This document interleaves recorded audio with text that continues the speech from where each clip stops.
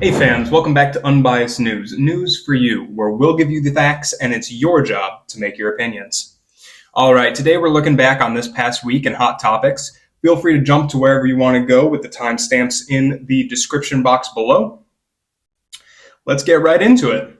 Alright, Super Tuesday was a pivotal moment for Republicans and Democrats when the gap between primary leaders was grown, and since then primary candidate Nikki Haley has dropped out.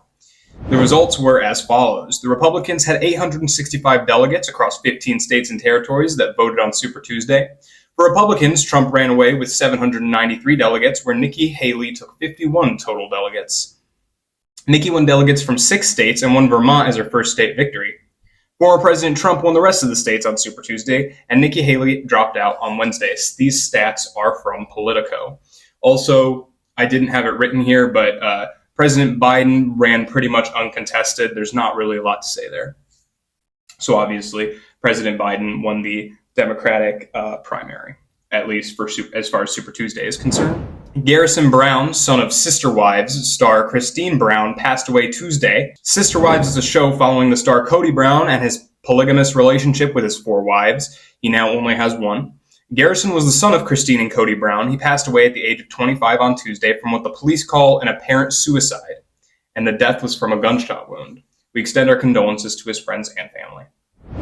Former Democrat, now independent Senator of Arizona, Kyrsten Sinema, the primary co-author of the bipartisan Senate bill. A full video detailing exactly what that is in this info card right up here. Go ahead and click it if you're curious. Has declared she is retiring from the Senate and will not be running again, stating, "Because I choose civility, understanding, listening, working together to get stuff done." Sinema said, "I will leave the Senate at the end of this year."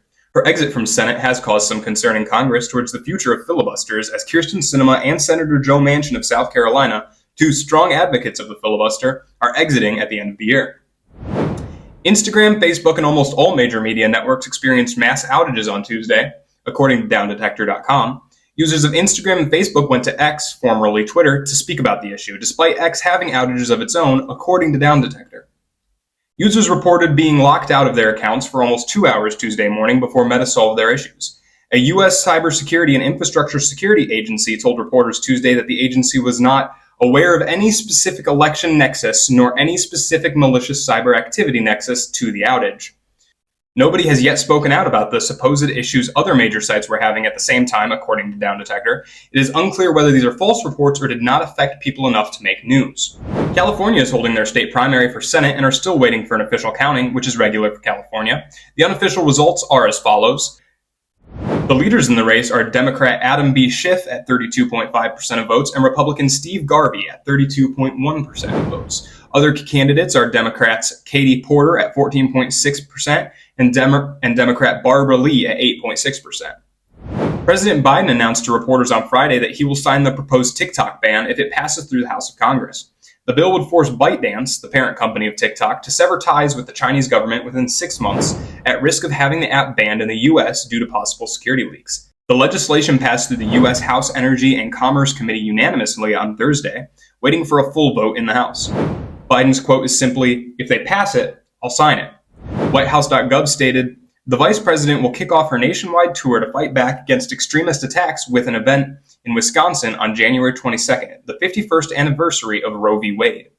Kamala Harris has launched a tour to combat the overture of Roe v. Wade as the Supreme Court reviewed their decision and deemed abortions to not be a constitutionally protected right, which gave the power back to the states in relation to abortion rights. The vice president will be touring across America in an effort to change this decision. Sweden officially joined the North Atlantic Treaty Organization. Sweden officially joined NATO in an agreement with the U.S. President Joe Biden on Thursday, making them the 32nd member. This comes amidst growing concern over Russia's relationship with the U.S. and its allies. President Biden addressed the State of the Union saying, quote, "The State of the Union is stronger than ever." He made several key points during his speech, addressing the bipartisan border security bill. Again, go ahead and click this info card if you're curious. The overture of Roe v. Wade. He also addressed January 6th and the death of Laken Riley briefly. He also mentioned supporting a homeowner benefit of $400 a month for 2 years following his re-election for homeowners. More on the State of the Union is coming shortly to Unbiased News. Look out for that. Republican Senator Katie Britt made the official statement response to the State of the Union, where she addressed President Biden's State of the Union. She addressed many of the same issues Biden did with a focus on family. Both Biden's State of the Union address and Senator Katie Britt's response have been the center of multiple jokes, including a skit on SNL where both parties are made fun of. Mike Tyson is coming out of retirement for a fight with YouTuber/fighter Jake Paul. This has quickly become one of the most talked about fights, as Mike Tyson's last fight was in 2020 and he is now 57 years old. This obviously has sparked plenty of controversy as well regarding Jake's fight history and Mike's age. No matter what, it's certain to be a spectacle. The fight is set for July 20th and will be streamed live on Netflix. All right, everyone, that's a quick sneak peek at this past week. Remember to subscribe to our vision in an effort for a world where we're not lied to. Don't let anyone tell you what to think. Have a great day.